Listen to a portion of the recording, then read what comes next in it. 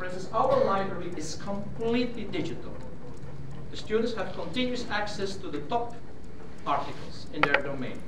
They have all the calculation tools, modeling tools, simulation tools they need, the professional ones, the real ones, not the school version. Because we want them to be serious researchers and do, in fact, safe activities.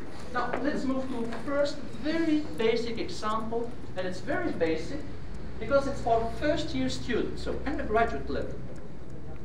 Let's move to the very basic thing. Undergraduate level, first semester, first day.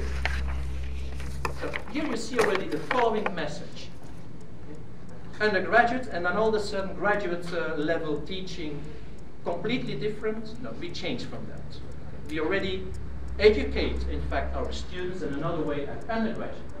It's one of my own courses in this case, and everything is supported with an e-learning environment.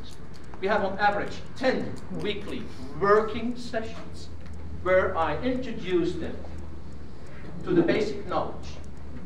And then during the weeks in between, they have to work, in fact, in an environment. And I will show you the real-life environment that's much more fun. Where are we? Okay, so this is my course. Okay, whatever. They get everything. Okay, for instance, here, this is a topic. There's video clips, tools, they can download everything. But I'm not going there, I'm going here. Okay? And we go to the electronic learning environment. What's the name of yours here? SITWeb. Okay, it's in a way it's the same. This one is in Dutch. You don't mind. I have to struggle with the Spanish version of yours. And what you see here is groups. I'm going to my groups. So it's about 350 students. They are put in little groups. Okay? Take this one, we move to this group. And every group, they get a workspace. In their workspace, they have a document folder. Okay? I can put information there. They can put their own information. It's first year students, the first month of the first academic year ever. They even don't dare to look at the girls yet. Okay? Here you see the number of students. Okay? They get a wiki environment. So wiki is a kind of electronic reporting book. And they have a discussion group where they can discuss together. They have to do everything there. Why? It's 350 students. We check the behavior of every student. I know when they work, not where they work, but when they work. And there's a lot of activity between 11 and 1 o'clock in the morning. I can show you if you want. Let's look here at the reason. What are they doing in this setting? Well, in this setting, they get in relation to the new content, they get a research article, a new research article, not yet published, from our research group. In that research article, I took away the abstracts. And you know what an abstract is? That's the start of an article. It's in fact the most important part because most people only read the abstract. So if you want to sell your article, invest a lot of time in your abstract. Okay. Now you see here the names of these 5 students. Well, these students, they each have to write, in fact, an abstract. But, as is the case in the real life of publishing articles, you will get a review of a peer. And this review, for instance here, okay, this is for instance one of our studies we did with Chinese in China with 11,000 children, is can homework compensate for disadvantaged home environment? And you see, she wrote, this girl, this abstract. And she gets peer feedback. Okay? And then she considers the feedback and writes, linked to the feedback, a new version. And you already see in color the changes. Then they get here a new article, again one of our research activities in our department.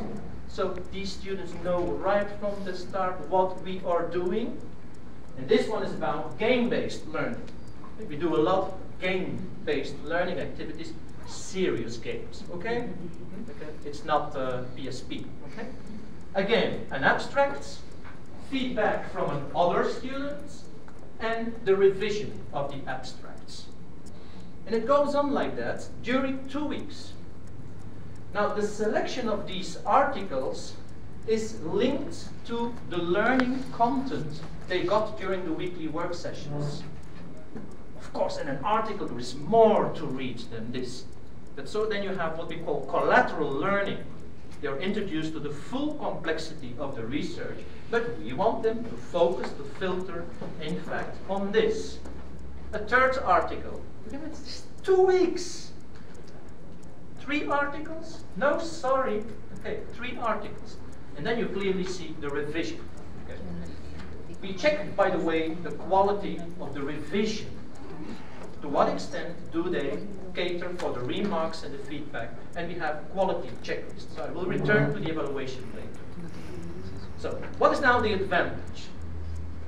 Well, the advantage is the following. I have a textbook, very well organized. Okay? But my teaching and learning activity is not simply reading that textbook. It's doing something with, for instance, theoretical models in a certain chapter. These theoretical models are, in fact, article writing. Okay, they are described in studies, they are applied in studies, and they have to read these studies, and they focus in the research cycle here on abstract writing. Okay, so only on this during 2 weeks. That's the first activity. Let's go to another example. I'm going to another course. And this one here is a tricky task. Definitions. How many students know how to develop a definition of something? So we are here now at the start. You have a research problem. And in your research problem, you have key concepts. When you develop a research, you have to be sure about the key concepts. Okay. Well, in this case, these students, they have to develop their own working definition for a certain concept. The concept is not important here. So what do they get? They get, in fact, for this task, let's go with, yeah, okay. They get a complete introduction to how to find literature first. Okay. And it's a step-by-step. So hier, hoe ga je te werk? How do you do this? Step by step. Okay. Now, I will you already say the following. This web page, they get it every year at least 2 or 3 times. It's the same web page. How do you do this? How do you find literature? The web of knowledge. Okay? This is 3rd-year students, by the way. Okay? Web of knowledge. How to find an article. How to download articles. Okay? Here. Okay. And now we come to how do you develop a working definition. And then we present them a typical strategy where you, for instance, in these groups, you take from different research articles, different definitions, and you analyze these definitions in relation to what are the different dimensions in a definition. And then you discover in this definition you find these dimensions, in this one, this. And you see this scattered pattern. So there you see the typical problem of scientific research, that people seem to work with different definitions. So the moment you start with your research, you have to be clear about your definition. Well, these students, they learn to work here, exemplified by this one. How do you then elaborate your own working definition? And then they say, for instance, here, they see a working definition derived from that table. Okay.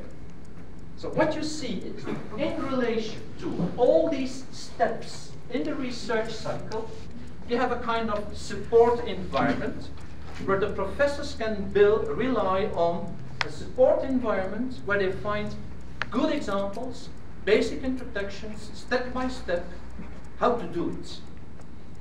Otherwise, every single professor